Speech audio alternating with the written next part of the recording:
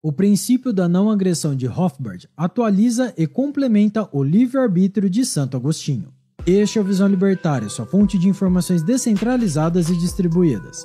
Esse artigo foi escrito por Amazônia Livre, revisado e narrado por Coreia com K. O princípio da não agressão foi desenvolvido por Rothbard e discutido em seu livro A Ética da Liberdade. De maneira simples, o PNA, como chamamos, veda o uso de agressão de qualquer natureza a não ser de maneira defensiva e proporcional para cessar o atacante. Portanto, ninguém pode ser obrigado ou coagido a fazer absolutamente nada a não ser por sua expressa vontade ou concordância. Esse princípio é deduzido por lógica pura, partindo de leis universais pensadas por Kant, ou de seus atributos categóricos. Então, o PNA é como um axioma da existência humana, uma lei que vale para todas as pessoas do mundo, em qualquer tempo e lugar. Agir contra esse princípio afasta o ser humano daquilo que ele realmente é e de sua natureza. É quando o indivíduo deixa a humanidade de lado, se transformando em algo monstruoso, contrário a si. Levando esse princípio ao limite, é que se considera a cobrança de impostos como uma agressão, dado que somos obrigados a pagá-los, sob pena de sanções maiores e até prisão. Aliás, a reclusão é uma das principais ofensas contra o princípio da não agressão. É também pela natureza do PNA que não se vê problemas no comércio de drogas. E é baseado no PNA também que sempre nos opomos à obrigatoriedade da vacinação. Enfim, o PNA é como um tratado de sobrevivência pacífica universal, sobre o qual cada indivíduo deve adicionar sua cultura, valores, religião e condições ambientais. Enquanto sociedade, devemos elaborar todo um arcabouço jurídico que respeite e o complemente. Mas o que o PNA tem a ver com o cristianismo? Bem, do ponto de vista da história e de sua evolução, talvez nada. Mas o incrível é que a lei moral descrita por Santo Agostinho parece falar da mesma coisa, quando ele descreve o seu livre-arbítrio. O fato de obrigar outra pessoa a tomar qualquer atitude contra sua vontade, no sentido de obrigá-la a obedecer uma determinação alheia, incorre na quebra de vários mandamentos da lei cristã e no pecado capital da soberba. Esse autoritarismo quebra logo o primeiro e mais importante dos 10 mandamentos: amar a Deus sobre todas as coisas. Se Deus nos deu o livre-arbítrio, quem são esses que querem dizer o que devemos ou não fazer? Vamos deixar o livre-arbítrio de lado, para depois falarmos um pouco mais sobre ele. A mania de querer mandar na vida dos outros também quebra o 4º mandamento: honrar pai e mãe. Ou seja, desde criança devemos obediência e respeito aos nossos pais, e como tutores, tem a responsabilidade de nos levar ao caminho da soberania individual. Fora nossos pais, não devemos obediência a mais ninguém. Mas ainda tem o 7º mandamento: não roubar. Por acaso o Estado pergunta se queremos pagar os impostos? Não. Eles são cobrados a despeito da nossa vontade. Então, como se chama quando alguém toma seu dinheiro sem seu conhecimento? Acho que é roubo, certo? Então, políticos e burocratas baseiam suas ações quebrando sistematicamente o 7º mandamento. E não tem essa de querer justificar. É para garantir o bem-estar. É o custo de se viver em sociedade. O 7º mandamento é claro: não há justificativa nem exclusão. Roubo é roubo. E ainda falta o 10º mandamento: não cobiçar coisas alheias. É o pecado da inveja por excelência.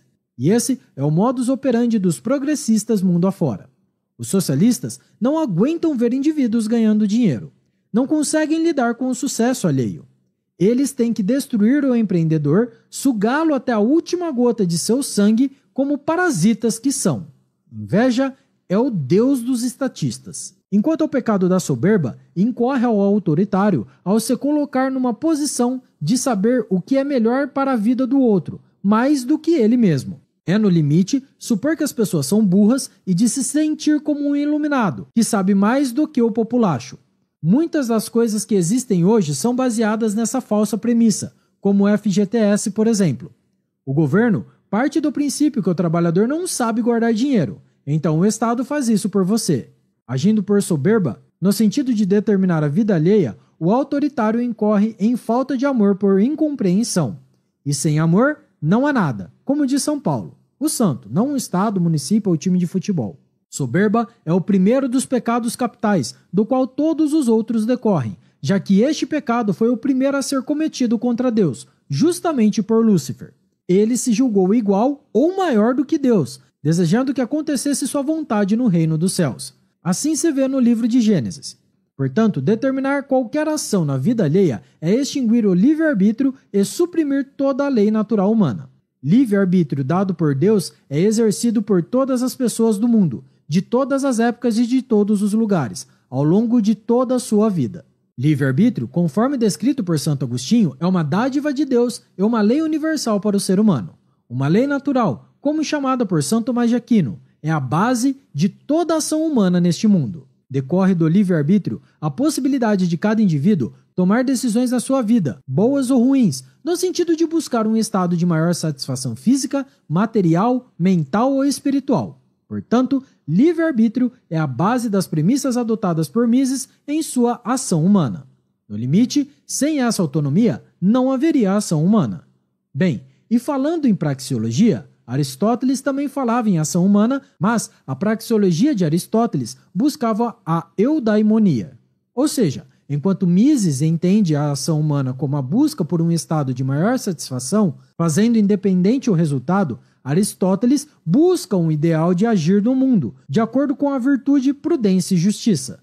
E é nessa praxeologia de Aristóteles que se baseia o agir cristão nesse mundo. Já Jesus apresenta uma compreensão da ação humana, totalmente direcionada para encontrar a Deus, amando as pessoas neste mundo. Seria uma praxeologia que uniria ações humanas com um objetivo transcendental. Incrível como essas três diferentes visões de praxeologia por Mises, Aristóteles e Jesus não são conflitantes, mas na verdade se complementam. É verdadeiro que nós, seres humanos, buscamos satisfação nas várias áreas de nossa vida, no intuito de alcançar patamares mais elevados de vida material, intelectual e espiritual. Assim como é verdade que a eudaimonia faz sentido quando se eleva as ações a Deus, ou seja, uma transcendência da própria ação humana. Foi algo a esse respeito que Max Weber encontrou nos Estados Unidos no século XVIII, quando observou as pessoas trabalhando para produzir melhores carroças, melhores machados e todo tipo de ferramenta e equipamento para atender a necessidade de uma comunidade. Por um lado, queriam ficar ricos, por outro, queriam agradar a Deus, com a perfeição de seu trabalho. Nesse sentido, ficar rico só importa se isso ajuda as pessoas e agrada a Deus, na medida que o indivíduo aperfeiçoa a si próprio e aquilo no qual ele está trabalhando.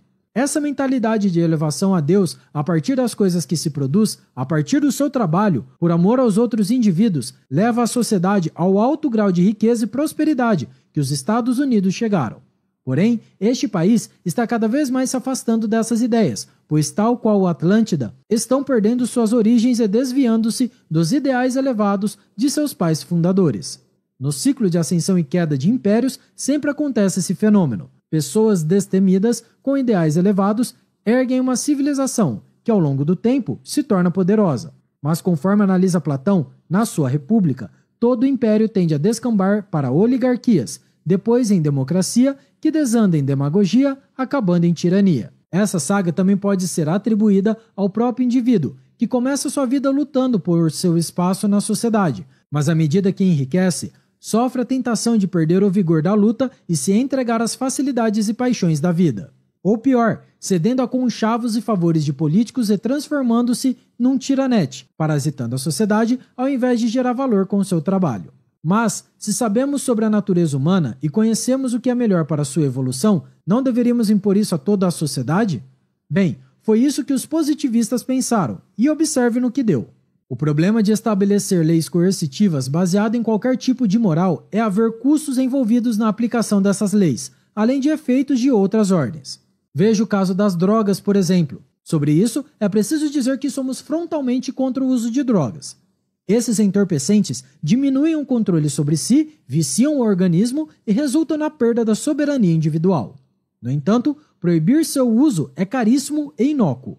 Alguém, hoje mesmo, que queira usar drogas, por acaso terá alguma dificuldade de encontrá-las? Por isso, moralistas, já chega de brigar com a ética e com a economia. Viva e deixe viver.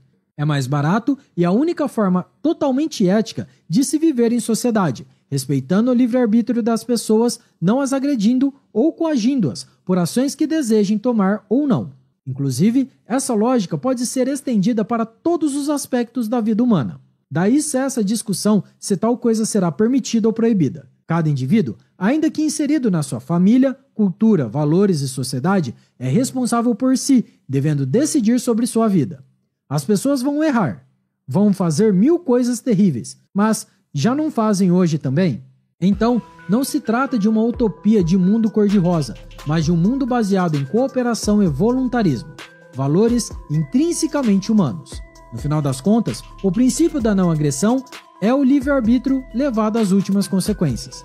Para continuar sobre esse assunto e verificar a materialização desses princípios, veja agora o vídeo A Saga de Abraão e seu povo pela Terra Prometida. O link está aqui na descrição. Obrigado pela sua audiência. Se você gostou, clique no ícone de curtir abaixo e compartilhe em sua rede social. Se deseja ser notificado de outros vídeos, inscreva-se aqui no canal e depois clique no ícone da campainha. Escreva artigos você também. Acesse visãolibertaria.com. Até a próxima e tchau, obrigado.